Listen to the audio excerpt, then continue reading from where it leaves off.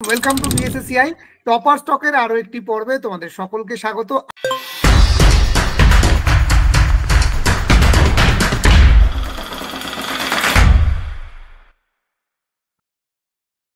আজকে আমাদের সঙ্গে আমাদের বাংলা বিভাগের সফল ছাত্রী ইন্দ্রাণী আমাদের সঙ্গে আছে। ইন্দ্রাণী। আমি ইন্দ্রাণীকে স্বাগত জানাচ্ছি বিএসএসিআই টপার স্টকে। নমস্কার স্যার। সবার প্রথমেই জানাই, আমাদের অনেকেরই যারা বিশেষত আমরা গ্রামে থাকি, আমাদের মনে হয় যে আমরা এই প্রত্যন্ত গ্রামে থেকে আমরা কিচ্ছু করতে পারবো না, আমাদের কাছে কোনো সুযোগই নেই। আমরা যদি শহরে থাকতাম তাহলে আমরা ঝাঁ চকচকে জীবন যাপন করতে পারতাম, সফল হয়ে উঠতে পারতাম। কিন্তু আজকের এই টপার স্টকের পর্ব তোমাদেরকে বুঝিয়ে দেবে বা জানান দেবে ইচ্ছা শক্তি সব থেকে বড়। যদি তোমার ইচ্ছে থাকে, ভগবান তোমার সঙ্গে ঠিক মিলিয়ে দেবে সেই শক্তিকে, যার হাত ধরে তুমিও টপার হয়ে উঠতে পারবে ইন্দ্রাণীর মতোই। তো আজকে আমরা যার গল্প শুনবো, যার কথা শুনবো, যার জার্নি শুনবো, তার বাড়ি কিন্তু মোটেই শহরে নয়, পূর্ব বর্ধমান জেলার একটা প্রত্যন্ত গ্রামে। সেখানে ঘরের নিচ তলায় বসলে, যেখানে নেট ঠিক মতো পাওয়া যায় না, তাকে বাড়ির ওপরে উঠে বসে ক্লাসটা করতে হতো। সেই জায়গা থেকে আজকে শুধু বাড়ির ওপরে নয়, বরং সমগ্র ছাত্রছাত্রীদের মধ্যে টপ র্যাঙ্কে নাম্বার পেয়ে আজ সফল ইন্দ্রাণী। তো ইন্দ্রাণী, কেমন লাগছে এই সফলতা পেয়ে? স্যার খুবই ভালো লাগছে, কারণ বিএসসিসিআইতে ভর্তি হওয়ার পর আমার প্রথম এটা সাফল্য। আমি বিএসসিসিআইতে ভর্তি হওয়ার 1 বছরের মধ্যেই, 1 বছর এখনো কমপ্লিট হয়নি, তো আমি এখানে সাফল্য পেয়েছি। যে আমার কাছে, আমি বিএসসিসিআই সম্পর্কে আমার কোনো ধারণা ছিল না। তো আমি যখন বিএসসিসিআই আমি যখন এমএ পাস করি, তখন এমএ পাস করার পর আমার টার্গেট ছিল যে আমি কলেজে পড়াবো, এরকম একটা স্বপ্ন ছিল। তো কিভাবে সম্ভব সেটা, যেহেতু আমি পাড়া গ্রামের মেয়ে, সেটা সম্ভব খুব একটা ক্রিটিক্যাল ব্যাপার। তো তখন অনেক জায়গায় খোঁজ করি যে এমন কোনো প্রতিষ্ঠান কি আছে যে আমি পড়তে পারি, তো কেউ সন্ধান দিতে পারেনি। তো আমি বাড়িতেই আরম্ভ করি সিলেবাস ধরে ধরে, কিন্তু এত ভাস্ট সিলেবাস যে আমার ঠিক মতো প্রিপেয়ার আমি করতে পারি না। তো তারপর অনেক খোঁজাখুঁজির পর আমি পাইনি। তারপর যখন 2 বছর পরীক্ষা দিই, 2 বছর 2বার পরীক্ষা দেওয়ার, 2বার আমি সেট, এর আগে 2বার সেট আমি দিয়েছি। তো 2বার সেট দেওয়ার সময় শেষ যখন দিয়েছিলাম, তখন ভেবেছিলাম আমার বেশ কয়েকটা নাম্বারের জন্য হয়নি, কিন্তু ভেবেছিলাম এবার সম্ভব নয়। আর নেটও যখন শেষবার দিই, তখন ভেবেছিলাম যে এভাবে সম্ভব নয়, কারণ যা প্রশ্নের ধরন আর যা প্রশ্নের স্ট্যান্ডার্ড, সেটা কখনোই বাড়িতে নিজে থেকে স্টাডি করে শুধুমাত্র সম্ভব হবে না। তো আমি ছেড়ে দেবোই এক প্রকার ঠিক করেছিলাম। তো বাড়িতে ওই নিয়ে আলোচনা করেছিলাম যে আমি ছেড়ে দেবো। তারপর যখন আমি একদম শেষ মুহূর্তে, তখন হঠাৎ করে আমাকে একটা দাদা আমাকে এই বিএসসিসিআই তে আমাকে খবর দেয়। তো আমি সোশ্যাল মিডিয়া সেভাবে ইউজ করি না। তো ফেসবুক, যা ইউটিউবে যে রিভিউ দেখবো বা বিএসসিসিআই সম্পর্কে জানবো, এরকম কোনো ধারণা আমার মধ্যে ছিল না। তো সেই দাদা যখন আমাকে সন্ধান দেয়, তখন আমি এখানে বিএসসিসিআই তে ফার্স্ট ফোন করি। তো আমার মনে একটা ভয় ছিল যে বিএসসিসিআই কেমন হবে, কারণ আমি যখন ভর্তি হচ্ছি সে সম্পর্কে যেটা জানি না। হঠাৎ করে একটা বড় হাওড়াতে বা বেলুড় মঠে গিয়ে ভর্তি হব, কি যদি খারাপ হয়, অনেকটা কস্টলি, এবার গ্রামের মেয়ে আমি, এত টাকা দিয়ে ভর্তি হচ্ছি, এরকম বিভিন্ন চিন্তা মনের মধ্যে এসেছিল। কিন্তু তারপর যখন ভর্তি হলাম, 1 সপ্তাহের মধ্যে আমি বুঝেছিলাম যে আমাকে শুধু দাদাটা নয়, ঈশ্বরই আমাকে পাঠিয়েছে বিএসসিসিআই তে, যে তুমি ভর্তি হও, তোমার হবে। সেইটা আজকে আজকে আমি বুঝতে পারছি রেজাল্ট বেরোনোর পর, যে না, সত্যি আমি পেরেছি, আমার হয়েছে। এটাই সবচেয়ে বড় ব্যাপার। একদম একদম। খুব ভালো লাগছে শুনে। আচ্ছা, প্রথমেই একটা এই কথা প্রসঙ্গে একটি কথা বললে যে এতগুলো টাকা দেব, খুব হ্যাঁ, স্বাভাবিকভাবেই হ্যাঁ। যে আমরা যারা গ্রামে থাকি, যে এতগুলো টাকা দেব, আদৌ ভালো হবে কিনা। ঠিক আছে, তো আজকের ডেটে তোমাকে যদি কেউ বলে যে বিএসএসসিআই এর কোর্স ফি অনেক বেশি, এটা অতিরিক্ত বেশি, এটা ঠিক নয়, তাদেরকে তুমি কি বলবে বা তোমার অনুভূতিটা ঠিক কি, ইন্দ্রাণী? আমি বলবো যে একটাই কথা, যে ভর্তি হয়ে দেখো। যত টাকাই লাগুক, যদি কস্টলি হয়ে থাকে, তুমি যদি জীবনে একবার ইনভেস্ট করতে পারো, এই ইনভেস্টের দামটাই কিন্তু বিশাল বড়।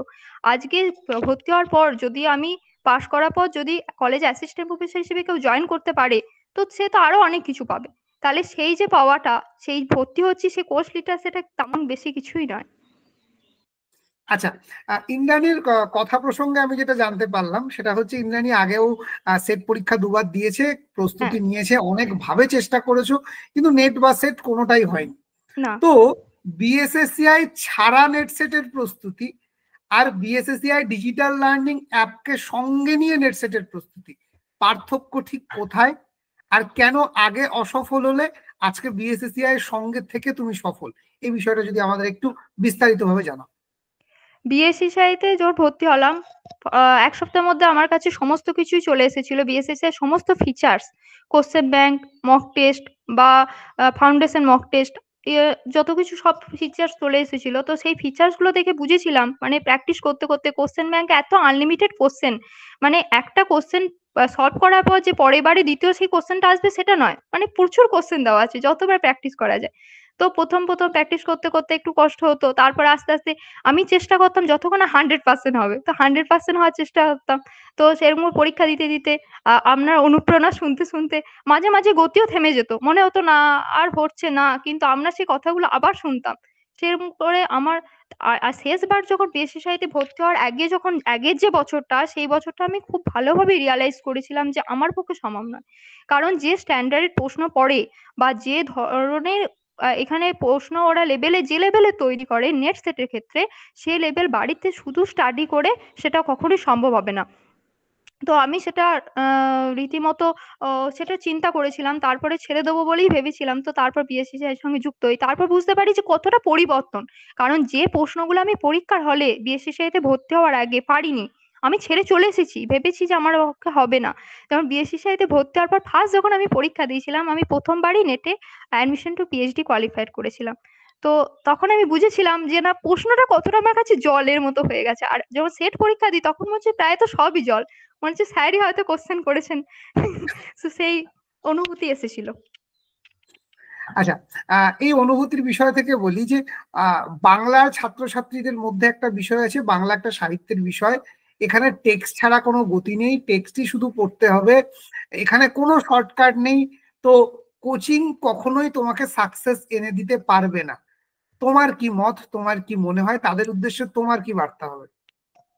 এটা একবারই ভুল ধারণা। কারণ যখন বাংলা একটা ভাস্ট বিষয়, এটা অবশ্যই ঠিক, বাংলার যে বই টেক্সট সেটা অবশ্যই পড়তে হবে। বাংলা টেক্সট না পড়ে কখনোই স্টাডি মেটেরিয়ালস পড়ে শুধুমাত্র কিছু হবে না। কিন্তু একটা টেক্সট পড়ার পর স্টাডি মেটেরিয়ালসটা একটা মাইন্ড ম্যাপ। এই মাইন্ড ম্যাপ ধরে যদি আমরা চলি, প্রত্যেকটা কোশ্চেন অ্যান্সার সলভ করা যায়। আর যদি কেউ বলে ট্রিক্স, বাংলা ট্রিক্স অনেক আছে, কারণ আমাদের ম্যাডামরা যেভাবে পড়ান বিএসসিসিআই তে, ওনার পামলি ম্যামকে আমার অশেষ ধন্যবাদ। পামলি ম্যাম যেভাবে ট্রিক্স বলে দেন, যে এত সুন্দর সুন্দর পয়ের সঙ্গে প মিলিয়ে, মানে এটা মনে সালের সঙ্গে সাল মিলিয়ে, মানে সেটা অভাবনীয়। মানে পামলি ম্যামের ক্লাস বা শ্রেষ্ঠা ম্যাডামের ক্লাস, ওনাকে অসংখ্য ধন্যবাদ। সবাইকে আমি সবার নাম করতে পারছি না, সৌভিক স্যার, কিন্তু ওনারা না ছাড়া সম্ভব হতো না। আর আমার অঙ্ক বিষয়ে একটা ভিত্তি ছিল। তো বিদ্যানন্দ স্যার, অর্ণব স্যার, এনারা যখন লজিক পড়ান বা ম্যাথ করান, আস্তে আস্তে ভিতরে কেটে গেছিল। আমি অঙ্ক করতে পারতাম না আগে, কিন্তু এখন করতে পারি। আমি পুরোটা পারি না, কিন্তু পারি। সেটা আর সেট পরীক্ষা আমি খুব ভালোভাবেই উত্তর করেছি। তো আমার সেক্ষেত্রে কোনো অসুবিধা হয়নি। আর স্টাডি মেটেরিয়ালস ক্ষেত্রে শুধু স্টাডি মেটেরিয়ালসটাই যে আমাদের পেয়েছি তা নয়, এই যে স্টাডি মেটেরিয়াল সঙ্গে সঙ্গে সূক্ষ্ম সূক্ষ্ম ট্রিক্স, আর আমাদের যে মাইন্ড ম্যাপ দেওয়া হয় বিসিসিআই তে, যেটা অনন্য অসাধারণ। বেশ। তো ইন্দ্রাণীর কথা থেকে এটা মানে আমি খুব বুঝতে পারছি, আমার খুব ভালো লাগছে। বিশ্বাস করো, আজ থেকে 1 বছর 1.5 বছর আগে যখন প্রথম ভাবি যে মাইন্ড ম্যাপ বলে একটা জিনিস করব, মানে কতটা ভালো লাগবে স্টুডেন্টদের বুঝতে পারিনি, কিন্তু আজকে আমার ভেতর থেকে খুব তৃপ্তি হচ্ছে, খুব আনন্দ হচ্ছে যে তোমরা এটাকে মানে তোমাদের উপকারে লেগেছে। তো মাইন্ড ম্যাপ এই কনসেপ্ট যখন প্রথম দেখলে ইন্দ্রাণী আমাদের অ্যাপের মধ্যে, তোমার ঠিক কি অনুভূতি হয়েছিল, বা কতটা এবারের পরীক্ষায় হেল্প করেছে শুধু পার্টিকুলার মাইন্ড ম্যাপ সেকশনটা, আমাকে একটু বল। মাইন্ড ম্যাপ মানে এখানে স্টাডি মেটেরিয়াল শুধু দেওয়া নয়, মাইন্ড ম্যাপ মানে একটা স্ট্রাকচার, যে স্ট্রাকচার অনুসারে পড়লে, যে একবার এক ঝলক দেখার পরই আমি বুঝতে পারি যে এই পুরো চ্যাপ্টারটা আমার কাছে ক্লিয়ার হয়ে গেল। সেটা মাইন্ড ম্যাপটা এত সুন্দরভাবে আমাদের মানে মাইন্ডটাকে এমন ভাবে ম্যাপের মতো আকারে চিহ্নিত করে দেয় যে আমাদের যে পরীক্ষার আগের দিন যে গোটাটাই আমাকে পড়ে যেতে হবে এমন নয়, মাইন্ড ম্যাপটা একবার দেখে নিলেই, চোখ বুলিয়ে নিলেই পরের দিন পরীক্ষা বসা যাবে। এত সুন্দর করে প্রিপারেশন। আর বাংলা ক্ষেত্রে সত্যি অসাধারণ। মানে আজকে মাইন্ড আমার সাথে ম্যাপটা পুরো মাইন্ডটাকে ম্যাপ করেই দিয়েছে একদম। হ্যাঁ, মাইন্ডটাকে একদম ম্যাপের মতোই আকারে চিত্রিত আছে, এরকম মনে হয়। বেশ। আচ্ছা, এবার বলি যে এত বড় ভাঁজ সিলেবাস, 10টা ইউনিট, এতগুলো উপন্যাস, এত পাতার উপন্যাস, কি করে মনে রেখেছো ইন্দ্রাণী? বাংলা সিলেবাসটা সত্যিই ভাস্ট স্যার। কিন্তু বাংলা সিলেবাসটা এত সুন্দরভাবে আমাদের স্টাডি মেটেরিয়ালসে বিএসসিসিআইতে এত সুন্দর করে সাজানো, মানে কোনোটা পড়তে অসুবিধা হয় না। এই স্টাডি মেটেরিয়ালস গুলো দেখলে মনে হয় না, বোঝা মনে হয় না। মানে মনে হয় পড়তে ভালো লাগে। এত সুন্দর, সুন্দর ট্রিক্স এর মতো করে সাজানো, বা সবটাই যে পড়তে হবে এমন নয়। কিভাবে পড়তে হবে, কতটুকু পড়তে হবে, কতটা পড়তে হবে, এটা একমাত্র সত্যি বিএসসিসিআই সাহায্য করেছে। শ্রেষ্ঠা ম্যাম, পামলি ম্যাম এত সুন্দরভাবে বুঝিয়েছে, এত সুন্দরভাবে ট্রিক্স গুলো বলেছেন। আর কতটা পড়তে হবে যে বলে দিয়েছেন যে এতটা পড়তে হবে, সেটা সত্যি এই বিএসসিসিআইতে না পড়লে জানতে পারতাম না। আচ্ছা, এবার আসি বিএসএসিআই সম্পর্কে অনেক প্রশংসা শুনলাম, এটা খুব স্বাভাবিক, ঠিক আছে। এবার আমি বলি যে তুমি নিজে সারাদিনে কতক্ষণ পড়তে, সেটা যদি আমাদেরকে একটু বলো। আমার স্যার পড়ার নির্দিষ্ট রুটিন নেই। আমার একটাই মেন্টালিটি ছোট থেকে, যে আমার পড়াটা, নির্দিষ্ট পড়াটা যতটুকু টাইমে শেষ হবে সেইটুকু টাইম আমার পড়ার টাইম। মানে সেই পড়াটা যদি আমার ২ ঘন্টায় শেষ হয় ২ ঘন্টাই আমার পক্ষে এনাফ, বা ৪ ঘন্টা শেষ হলে ৪ ঘন্টাটাই এনাফ।